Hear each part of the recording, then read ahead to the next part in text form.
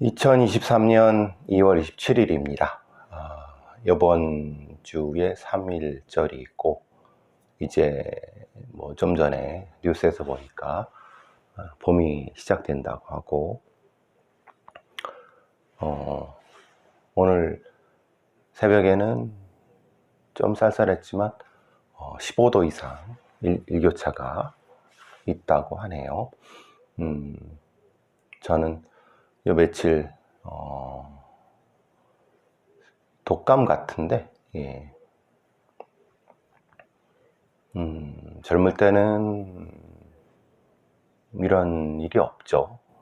뭐 하루 이틀만 되면 바로 일어나는데, 이 나이가 드니까, 면역력이 떨어지니까 이 목소리가 아직도 안 돌아왔잖아요.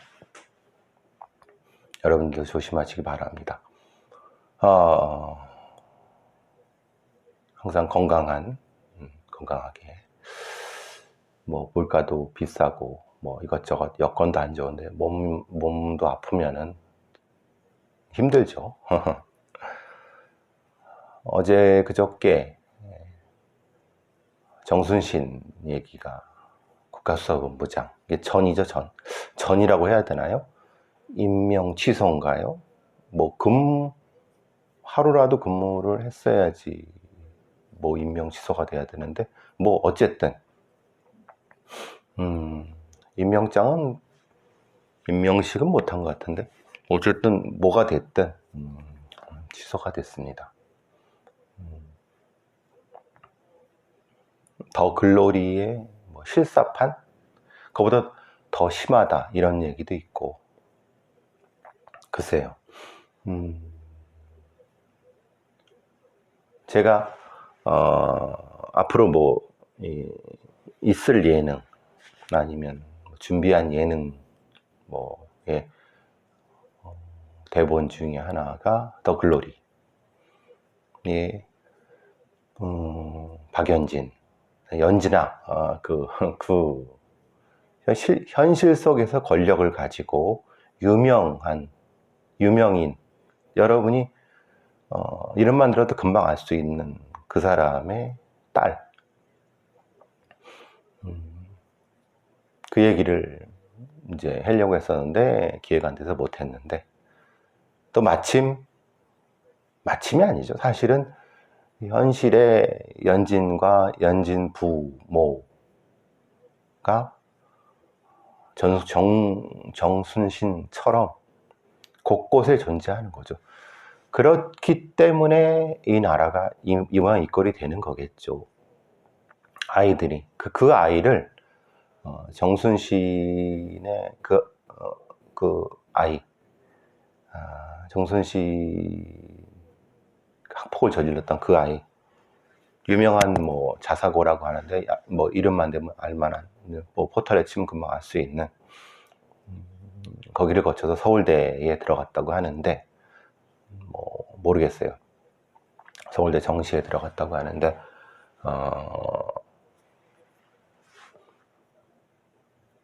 사실 뭐 그 자사고는 서울대를 많이 가니까, 뭐 이제 뭐 뒷구멍으로 들어갔다 그런 말씀 드리려는 것이 아니라, 그만큼 권력과 그걸 통해서 그것이 재생산되는 그 과정에서 초포식자가 되는, 슈퍼 프레데터가 되는 그 아이라고 했을 때 지금 뭐 대학생일 테니까 슈퍼 프레데터라고 보이는 게 맞습니다.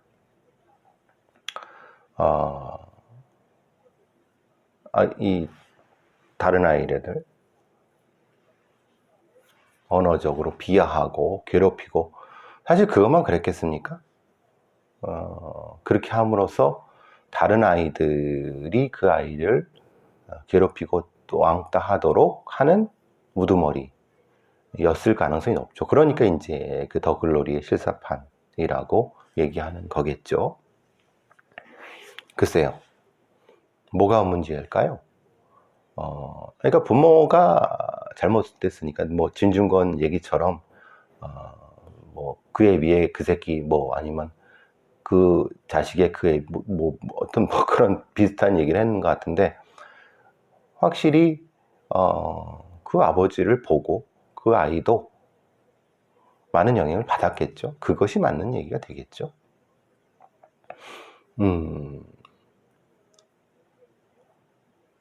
아이들이 분명히 압니다. 뭘 아냐면, 자기 부모가 권력을 가지고 그 권력을 통해서 타인을 지배하고 괴롭히는 걸 보면서 스스로도 금방금방 배웁니다. 그거를 이제 자신의 동급생이나 자기가 가지고 있는 이 범위 속에서 실현하는 거죠.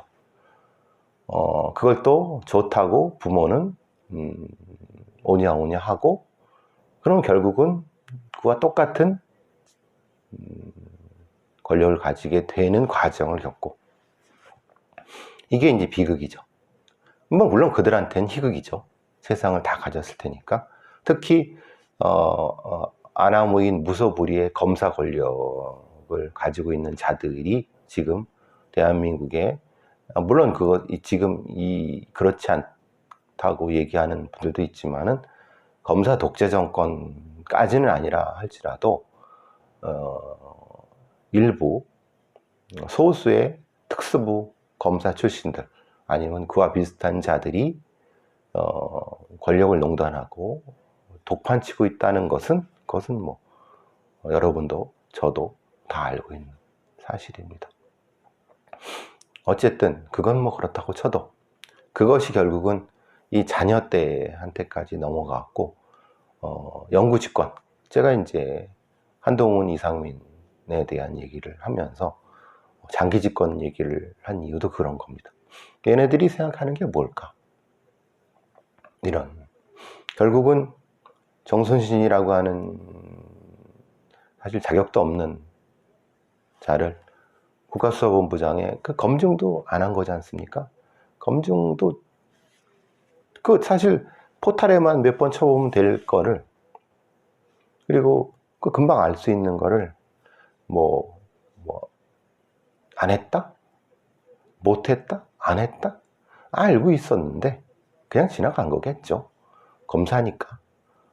대통령의 뭐 측근 중에 측근, 뭐 아니면 대통령이 보증하는, 아니면 대통령이 인사해서 찍었는데 뭐 인사검증이 뭐가 필요해요.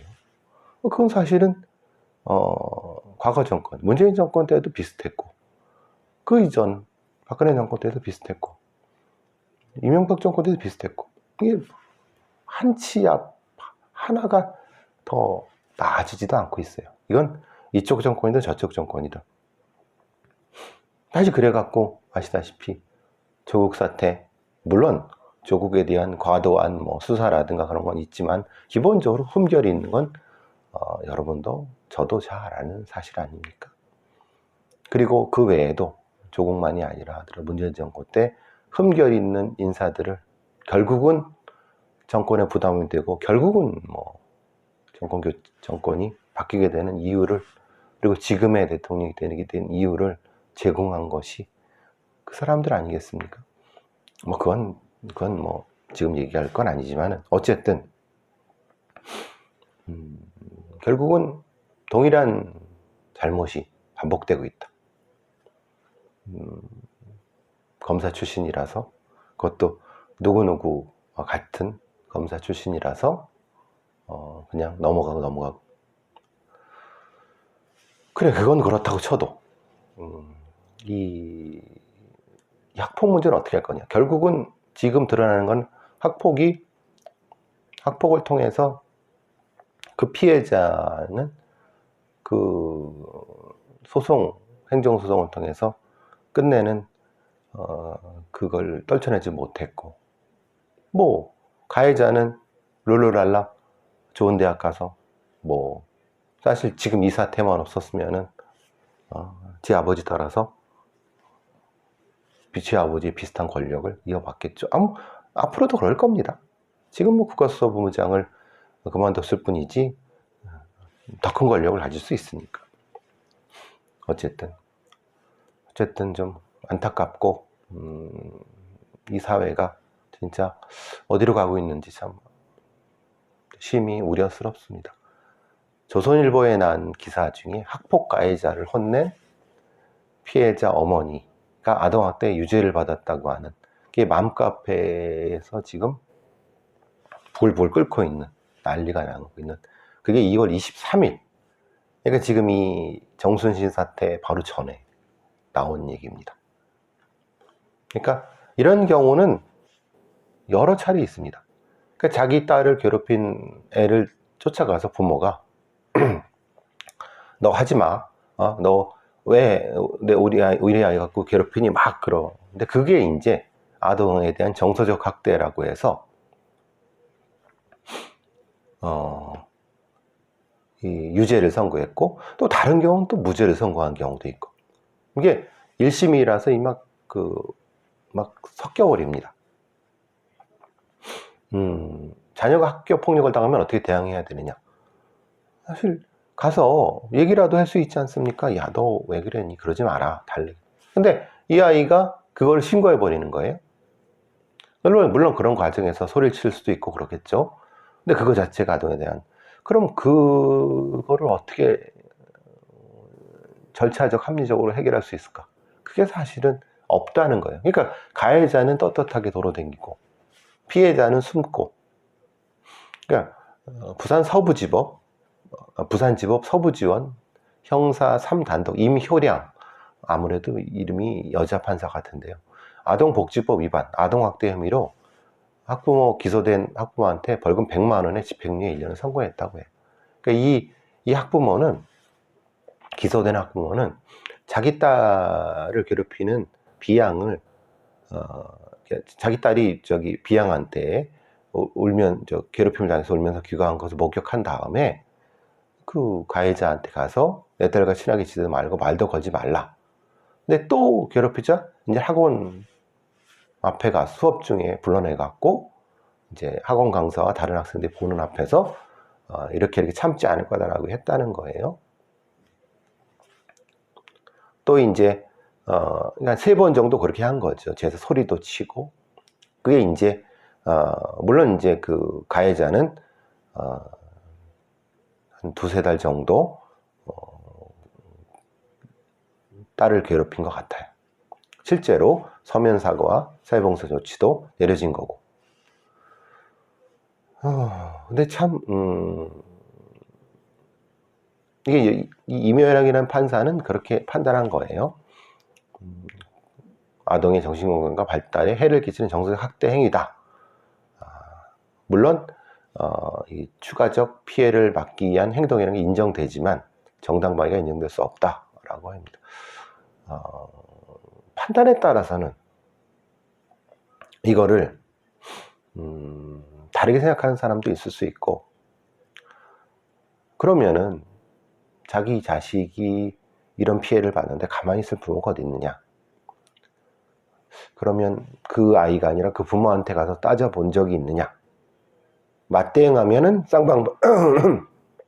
쌍방이고 아동학대가 되면 어떻게 하느냐. 반대로 인천지법의 형사 7단독 이혜빈 판사는 비슷한 형태로 한 경우에 사실은 이 고의성도 없고 뭐 정신건강 해칠 정도도 아니라서 무죄를 선고한 경우도 있어요. 그러니까 경우에 따라 좀 다른 것 같은데, 지금 우리 결과적으로 뭐냐면 아동학대, 아니 학폭에 대한 시스템 전체가 지금 붕괴됐다고 하죠.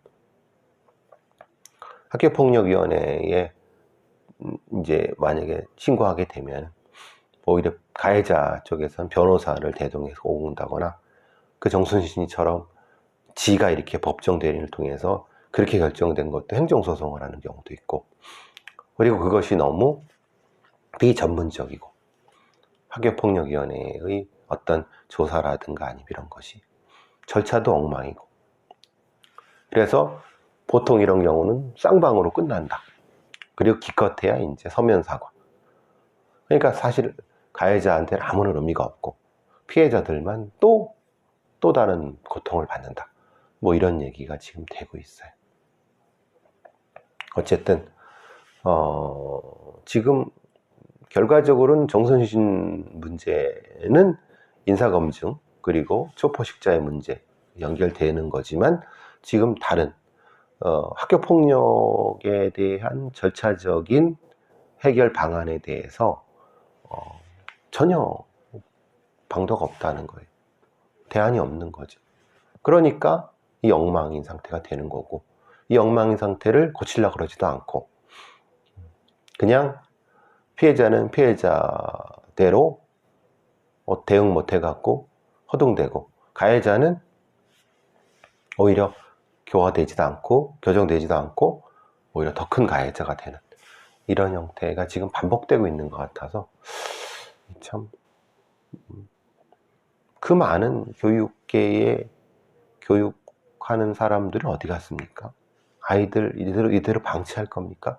결국은 아이들의 이 행위가 결국은 부모들의 권력과 연결되다 되는 더 글러리 같은 현상이 지금 반복되고 있다는 게 더 이거 어떻게 할 겁니까? 이거 지금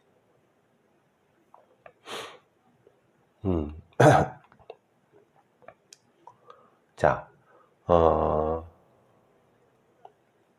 전 요거 보고 좀 놀랐어요. 단톡방에서 조용히 나갈 권리라고. 저도 사실은 이제 어떤 모임, 뭐 동기 모임이나 아니면 다른 뭐 예전에 이제 제가 무슨 과 대표를 졸업생 과 대표를 했었는데 거기서 이제 다른 사람한테 넘겨주고 저는 이제 나와야 되는데 나가게 되면은 찍히잖아요. 누구누구가 나갔습니다. 그러면 왜 나갔니? 무슨 일이 있니? 다시 초대야. 이런 게 또 반복되면 좀 그렇죠. 그래서 단톡방에 조용히 나갈 원리. 그러니까 단톡방에 카톡이나 아니면 다른 데에서 카톡 같은 데죠. 이런 부분들 기술적으로 조치를 하게끔 하는 법안이 지금 제안이 됐는데 이걸 굳이 이렇게 법으로 강제해야 되느냐. 근데 그러면 카톡이나 이런 데서 이걸 안 만드니까 어쩔 수 없지 않느냐. 글쎄 이게 법으로 해야 될 게 있고 법으로 할 필요가 없는 게 있는데 우리 이른바 이제 거대 IT 사업자들 이런 데는 소비자 중심이 아니에요. 지들 자기 중심이죠. 카카오톡이나 이런 애들, 네이버나. 그러니까 소비자에 맞는 어떤 선택권을 확대하는 것이 아니라 지들 마음대로 너무 많이 유치하려고 결국은 그것을 가지고 법으로 한다 만다라고.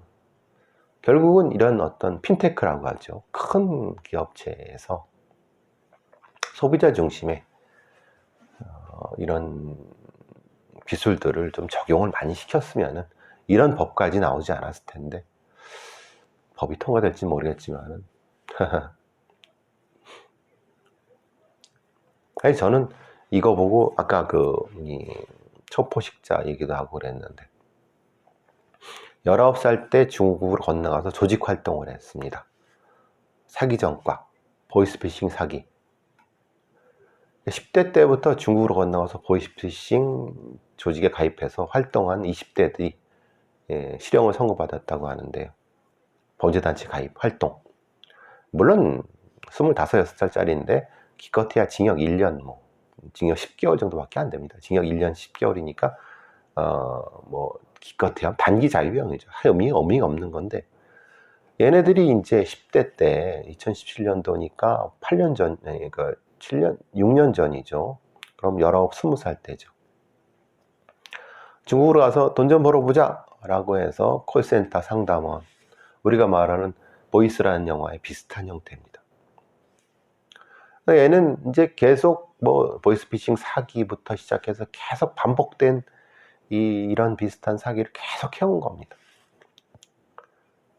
또 지금 했는데 또 1년. 그러니까 이 사기를 쳤는데 또 요만큼, 또 이 사기를 쳤는데 요만큼. 얘네들은 교정교화가 될까요? 이렇게 해서는 절대 안 됩니다. 즉 판사들이야 지들이 요렇게 해갖고 요만큼 형량 주는 걸로 끝난다고 하지만, 얘네들이 1범, 2범, 3범 자신의 그 범죄 경력을 쌓아갈 때 사회에 대한, 공동체에 대한 위험도는 2, 3배 이상 확 올라갑니다. 특히 이 재판부가 참 안타까운 게, 보이스피싱 사기로 기소가 됐는데 일부 무죄를 했어요. 근데 그게 왜 그러냐, 이 피고인들이 직접 전화를 했다고 볼 수 없고, 또 조직원들이 여럿이니까, 그러니까 이제 이 피해가 여러 가지 있잖아요. 가해자도 여러 가지 있어요. 그러니까 딱 특정해 갖고 얘가 이걸 했다고 볼 수 없기 때문에 무죄라고 하는 거예요. 그러니까 보이스피싱 범죄의 특성을 잘 모르는 거죠, 판사들이. 그리고 그 법에 대한 그 부실함이 분명히 존재하는 거고, 이런 경우에 그러면은 이런 보이스피싱 조직들은 그러면 누군가 특정 못하게끔 흐트러 놓겠죠. 사실 그러니까 이렇게 무죄가 된 거고, 기껏해야 지금 1년 10개월이면요 구속돼 갖고 뭐 수사받고 뭐 대충 하다 보면 금방 나와요. 얘들이 어디 가겠습니까? 얘들이 또 뭘 하겠습니까? 그러니까 참 안타까운 것은,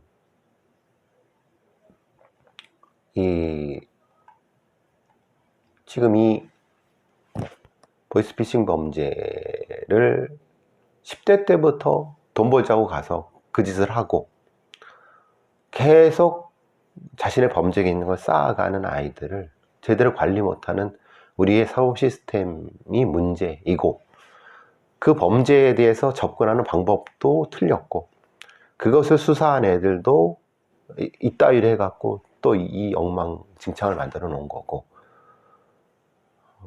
결국은 얘들은 이제 요 단계를 지나면은 더 이상 이제는 되돌아올 수 없는 강을 건너게 되겠죠. 범죄자를 더 키워서, 근데 감당할 수 없는 범죄자로 만드는, 이걸 어떻게 해야 되나요? 10대 때부터 이미 얘들은 범죄의 길로 들어서고 있고, 처벌은 기껏해야 처음에는 집행유예겠고, 지금은 이 짓을 했는데도 수천만 원, 그 이상의 엄청난 피해를 했는데도 징역 1년 10개월 정도. 피해자들은 그것이 전 재산일 수도 있는데, 전세 사기랑 범이랑 비슷하죠. 전세왕, 빌라왕 비슷하죠. 그러니까 범죄에 대한 특별한 중요도라든가, 범죄라든가 아니면은 이 범죄 수사를 어떻게 해야 되는지, 그 수사의 결과를 어떻게 처리해야 되고 재범 방지를 어떻게 해야 되는지에 대한 시스템적인 것이 전혀 갖춰지지 않고, 얘들 초포식자 애들은 따로, 범죄 따로, 재판 따로, 재범 방지 따로, 다 따로. 이게 뭡니까? 이러고도 안전한 사회를, 난 참 도대체 이 사회를 이해할 수가 없어요. 그 많은 예산, 그 많은 사람, 전문가들이라고 하는 애들, 아니면 그 많은 공무원들이 다 그냥 다 자기 먹고 살 일만 걱정하는. 그럼 왜 공무원을 해요? 장사를 하세요, 장사를.